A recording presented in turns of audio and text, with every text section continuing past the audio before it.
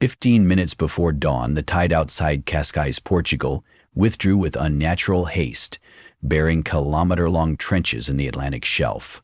Fishing boats tipped on their keels, their propellers suddenly snagged in kelp that had never seen open air. The smell was wrong too. No ozone, no salt spray. Only the dusty odor of something left in a tomb. When the sun finally broke, the people lining the cliffs realized the trench was not empty. A ribcage, arched like a cathedral's nave, lay exposed in the seabed. Vertebrae the size of buses dotted a spine that disappeared beneath the horizon.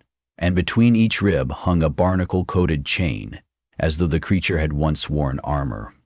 Somebody screamed the word God, and nobody laughed.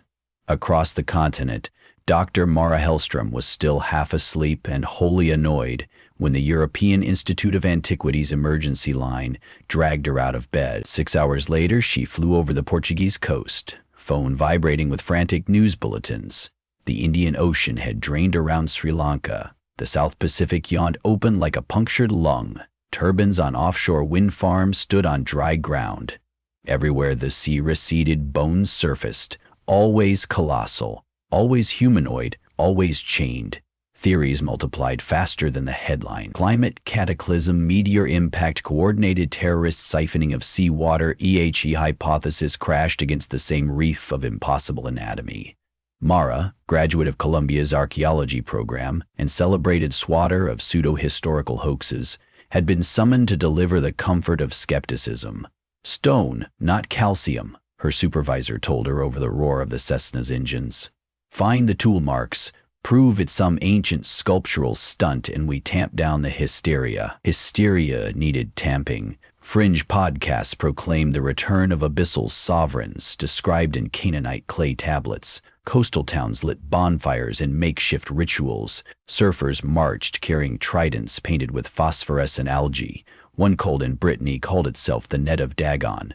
Another in Ghana assembled floating shrines on the empty seabed, waiting for the waters, and presumably their deities, to rise again. The Vatican urged calm. The markets collapsed anyway. Mara's chopper deposited her on what had once been 5 meters of seawater off Boca do Inferno. The skeleton was only partially uncovered, but that portion alone dwarfed Lisbon's cathedral. She walked beneath ribs whose bone-white surfaces were crusted in muscles of brown coral and sea salt quartz. On closer inspection, the texture reminded her of whale baleen fused with limestone. She fought a ripple of vertigo. If these were hoaxes, somebody had trucked stone blocks larger than entire ships into place by stealth, then submerged them for centuries. A provocative thought, but still more plausible than ancient gods. She knelt by the root of a rib and extracted her field kit. Calipers, portable spectrometer, sampling bags. "You are calcium carbonate and phosphate," she muttered, scraping off a shaving. The instrument chimed. The spectral lines were neither purely organic nor entirely mineral, something between fossilized bone and igneous glass. She recalibrated, ran it again, and frowned. The ratio of oxygen isotopes suggested the sample had crystallized at pressures found only in trenches 11 kilometers deep. Nothing living had bones that crystallized like that. Nothing sculpted stone with isotope signatures that defied geological norms either. Then she noticed the channels. From the inner wall of each rib, thin grooves spiraled outward. Not random fissures, but deliberate, symmetrical carvings. She dusted a groove with chalk. It wasn't art in any style she recognized. Not cuneiform, not runic, not cartouches. More like capillaries rendered in glyphic shorthand. If the grooves were inscriptions, someone had inscribed them from the inside out. A shout echoed across the basin. 2 soldiers from the Portuguese Naval Guard wrestled a bearded man in a sea-green robe away from the spine. The man clawed at the vertebrae, shrieking a dialect Mara identified as archaic Greek. "Ina Sikthon!" he cried. "Shaker of the earth! Wake!" He bit a soldier's wrist and spat blood onto the bone. Mara's skin prickled. The groove nearest the blood looked a shade darker, as though it had drunk the offering. She spent the night in a makeshift research tent run on diesel generators, arguing via satellite link with committees in Brussels that wanted quick answers. "Natural formation," she insisted between sips of vending machine coffee. Erosion plus mineral deposition. The shapes tricked the eye. And the inscriptions? A commissioner asked. Pareidolia. People see patterns, brains adore patterns. She lied. She did not mention that she herself had traced the grooves for hours, unable to shake the sense they mapped a circulatory system for something no longer inert. By dawn, similar grooves had been reported on skeletons in every oceanic trench. Social feeds overflowed with drone footage, bones shimmering faintly as spent bioluminescent algae stirred. Hashtags oscillated between terror and reverence. Cult membership exploded. The net of Dagon live-streamed mass saltwater baptisms, even though saltwater was becoming strangely scarce. Day 3. The Atlantic shelf quivered under a microquake. Mara stood on a vertebra, watching the air shimmer around the ribcage, as if heat rose from desert sand. A low tonal vibration crawled through her boots. Spectrometer readings spiked. She slapped the device. The needle fell, then rose higher. A soldier's radio cracked. Reports of skeletons from the Gulf of Mexico lifting their skulls, vertebrae aligning in chain reaction choreography. That night she re-examined the groove samples beneath a portable electron microscope. Structures within the channels resembled nanoscale gears that could pivot, less like bone, more like dormant machinery. She shoved a hand through her hair, knocking over a mug of cold coffee. Coffee pooled against the sample, seeped into the groove and fizzed, as though acid met limestone. Under magnification, the gears twitched. She thought of the blood that had darkened the bone, of the cultist's prayer, of how the coffee, with its water content, had triggered motion. Outside, thunder growled, though satellite radar reported clear skies. Mara stepped from the tent. The basin glowed faint cobalts. That glow rose from within the skeleton itself, veins of light pulsing along the grooves. Soldiers lifted rifles. The wind brought chanting. The robe-wearing cultists had slipped past the perimeter again, forming a circle at the base of the sternum. Each held a conch shell, full of seawater carried from distant reservoirs. In unison, they poured the water onto the ribs. Wherever liquid struck, luminous veins brightened, and the bones shifted with audible calcite creaks. Mara shoved past a guard, marched to the cultists, and planted herself between them and the bones. Stop. This is a living archaeological site, under government protection. The cult leader grinned with broken molars. Living, yes, he breathed. You feel it now, don't you? Hearts older than continents waiting for their blood. He lifted his conch in salute. A blue arc leapt from bone to shell, evaporating the water into steam that coalesced as glittering drizzle on Mara's jacket. The guard behind her fired a warning shot.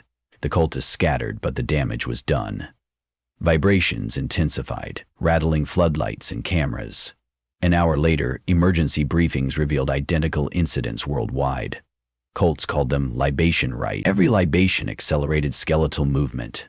International task forces scrambled to restrict access to coastal sites, but coastlines spanned tens of thousands of kilometers, and fervor traveled faster than soldiers. Mara spent day 4 in Lisbon's Naval Archive digging through maritime myths. She found a 17th-century whaler's journal describing submerged palaces of chained monarchs who preached to starfish. A Babylonian cylinder seal depicted giants fettered by nets while priests poured amphorae at their feet. Each account paired chains with water ritual, liberation with sea recession. Could some ancient culture have engineered these bones as cautionary idols warning never to disturb the ocean's balance? But the gears under her microscope were not human manufacture by any ancient standard. The conclusion dawned like a bruise. The chains were not symbolic, they were restraints. And the ocean had been the final lock. If the seas served as prison bars, what had opened the door? She phoned Sophia Reyes, a geophysicist friend, analyzing satellite gravity anomalies. Sophia sounded jittery. Ocean mass hadn't vanished, it had redistributed, pulled into high-latitude bulges like water sloshing inside a spinning bowl. Something's dragging it, Sophia said. Not the moon, not Earth's rotation. The vectors converge beneath each skeleton as if the skeletal trenches exerted their own tidal pull. Then the bones are engines, Mara whispered. They're pumping sea away to unshackle themselves. Or something beneath them is, Sophia said. That night the Portuguese site erupted. Vertebrae convulsed, sloughing off barnacles and sheets. The chains, each link big enough to encircle a train, snapped like licorice. A column of brine geysered from the spinal cavity, knocking down floodlights. Mara darted across the ribs, shouting for people to evacuate. She felt motion beneath her feet. The skeleton was not just rising, it was reassembling. Ribs retracted, curling inward like fingers. Lightning without clouds flickered along the grooves, casting shadows the size of office towers. Helicopters thudded overhead, searchlights slicing through steam. One beam caught Mara mid-stride. Through the noise she heard her name, Sophia, on the helicopter's loudspeaker, urging her aboard. Mara clambered up a rope ladder as the basin heaved. From above, she watched the creature's thorax seal itself, ribs knitting where gaps had yawned moments before. The skull surfaced, jaw unhinging in a silent roar that bent radar dishes. The next 48 hours blurred into emergency summits. NATO, the African Union, ASEAN, they all asked Mara the same question. How do we refasten the locks? She proposed starving the bones of water. They're siphons, she argued. Break the flow, they freeze. But oceans were already swirling toward them. Attempting to drain more water was a losing game. Another idea surfaced. Sonic resonance.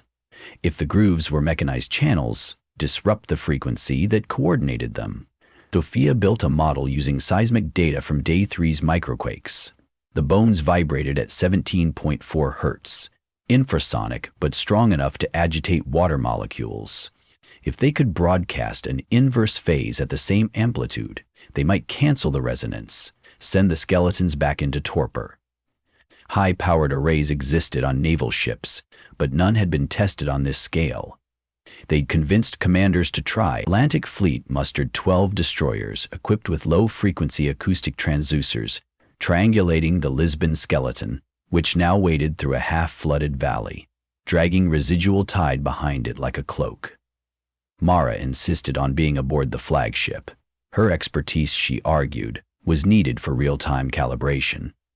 Secretly, she knew she could not bear to watch humanity's last gamble from a safe bunker. The operation commenced at dusk. Ships positioned themselves in a kilometer-wide circle, firing ballast to ground their hulls. Mara stood on deck as speakers the size of houses swung into the water. Her headset crackled with Sophia's voice counting down. 11, 10. Below the horizon, the Colossus's shoulders breached, dark against a bruised purple sky. It moved with grave inevitability, chains trailing like dead serpents. Cult boats swarmed around its ankles, bearing torches and chanting. The creature gave no sign of acknowledgement. It seemed compelled not by worship but by physics, as though answering a call beyond language. 3, 2, 1. The transducers emitted a bass drone deeper than thunder. Water lashed against the hull, trying to escape the converging waves of destructive interference. Mara's teeth hummed. On shore, windows shattered. The skeleton paused mid-stride. Light within the grooves flickered, glitching between cobalt and dull gray. Mara clenched fists. This is working. Then a new vibration joined the air, not mechanical, but choral. From dozens of cult vessels rose a synchronized chant that carried across miles. The language was older than Greek, its vowels long and round, designed to resonate with open chambers. Each singer cupped a shell amplifier. Their song locked onto the bones' heartbeat, restabilizing its pulse. The grooves brightened again, overpowering the fleet's signal. Mara swore. Increase amplitude, she told the bridge. We're at max, Dr. Hellstrom. Another decibel caves in the hull. Across the bow, the creature turned its skull toward the nearest destroyer. Cavernous eye sockets glowed cerulean. It opened its jaw. A beam of pressurized brine lanced through the night, striking the ship mid-deck. Metal screamed. The vessel heeled, decks awash with crew. Sophia's voice broke over comms. They're all waking, Mara, every basin. Global feeds showed skeletal hands clawing out of seabeds. One near Rio, one near Osaka, another between New Zealand's Twin Islands. like titans stretching after long sleep. "Shut the cult down!" Mar shouted, but the destroyers couldn't target civilians without confirmation. Meanwhile, the chant deepened. Its harmonics bent the ocean toward the creature like iron fillings to a magnet. Mara's pragmatic brain offered one last gambit. The chant maintained resonance by providing water-borne frequencies. Interrupt the choir, you starve the signal. She tore off the headset, sprinted to the flight deck where two Seahawk helicopters waited. Pilot Lieutenant Esposito looked up from pre-sleep. "I need the loudest speakers we have," Morrow said, "and an airdrop of desiccant foam." Esposito blinked. "You want to snow globe them?" "Exactly. Smother their shells, wreck their acoustics." In 20 minutes they were airborne, bay loaded with experimental firefighting foam that absorbed 20 times its volume in water. As they roared toward the cult flotilla, Marines rewired cabin PA speakers, feeding them a pre-recorded clip of 140 decibel pink noise. Noise kills signal, Mara thought. May it kill gods. They banked low. Below, torchlight reflected off swirling foam caps. The chanting swelled. Esposito hit release. Barrels burst, disgorging clouds of polymer dust that sucked moisture from the air, keeking everything it touched in chalky crust. Torches fizzled. Conch shells clogged. Singers coughed as their lips adhered to powder. The chant faltered, pitch sliding out of tune. Mara signaled the audio crew. Speakers cranked. White roar blotted out the remaining voices. Across the water, the Colossus staggered. Light flickered, sputtered, died. Ribs slackened. The spine bowed. A tremor rippled through its frame, a sickening collective sigh. It took one more step, knees buckling, then crumbled. Bone pillars collapsed into themselves, geysers of brine shooting skyward. The ground quaked as fragments smashed against the seabed, sending tidal waves outward. The ships rocked but held. Throughout the night, reports confirmed similar collapses in other seas. Where cults had not yet reached, the acoustic arrays sufficed. Where they had, special forces deployed desiccant strikes. By dawn, coastlines were littered with inert bone fields, gleaming like bleached forests under the returning tide. Oceans, freed from the titanic siphons, rushed back to equilibrium, swamping empty trenches and islands of exposed seabed. In Lisbon, Mara walked among ribs newly submerged to the knee. Each bone sat slack, grooves dark, the nanogears within frozen once more. Soldiers roped off the area, but the cultists were gone, arrested, drowned, or fled inland. Helicopter rotors churned overhead, hauling ruined conch shells as evidence. Sophia joined her, boots sloshing. "We bought time," the geophysicist said. "But they're not dead, Mara. Just starved." "Starved things stay still," Mara answered, but she watched seawater lick the grooves, uneasy. They both knew the planet could not afford eternal vigilance. Sooner or later someone would pour libations again. Weeks passed. International accords declared every sea skeleton a protected heritage site under constant satellite watch. A new branch of UNESCO formed, Directorate for Suboceanic Relics. Teams of engineers embedded explosive bolts into rib cages, ready to detonate if movement resumed. Mara offered a directorship. Declined. She had seen what artifacts became when fear dictated scholarship. Instead, she returned to fieldwork, cataloging inscriptions in situ, hoping understanding might produce a safer lock than chains or bombs. One morning she ventured alone to the smallest skeleton, northwest of the Azores. Storm clouds scudded overhead. Rain dappled the sea, but the trench remained calm. She descended along a dangling chain link, touching bone gone cold. With marker and notebook, she traced a spiral groove. It led to a branching node etched with a symbol almost like an eye. The eye pointed inward, toward hollows that had once contained a heart. "Were you gods?" she asked the silence, "or prisoners of gods?" Raindrops pattered, seawater pooled around her ankles. No glow answered, no gears stirred. Yet when she pressed her palm to the groove, she felt an echo, not vibration, but memory. Oceans withdrawing, bones creaking, chants rising, an imprint of near resurrection. She pulled her hand away, breath caught between wonder and dread. Pragmatism demanded she interpret the echo as a neurological aftermath, stress-induced synesthesia.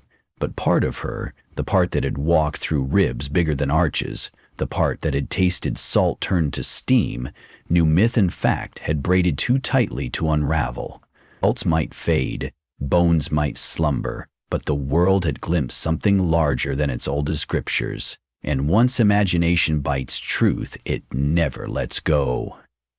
As dusk settled, Mara photographed the groove, tucked the camera into her satchel, and climbed back toward the surface. Behind her, a single drip of rain rolled along the channel, pooling at the eye-shaped node. It lingered, quivered, absorbed into bone. For a breathless moment, nothing happened. Then, deep inside the rib, a nanogear shifted one microscopic tooth and stilled. Mara, already hauling herself into the waiting dinghy, did not see. The ocean rocked gently, as oceans do after storms, giving no hint of the heartbeat preparing to drum again, one day when pragmatists and cultists alike distracted, forget to guard the locks.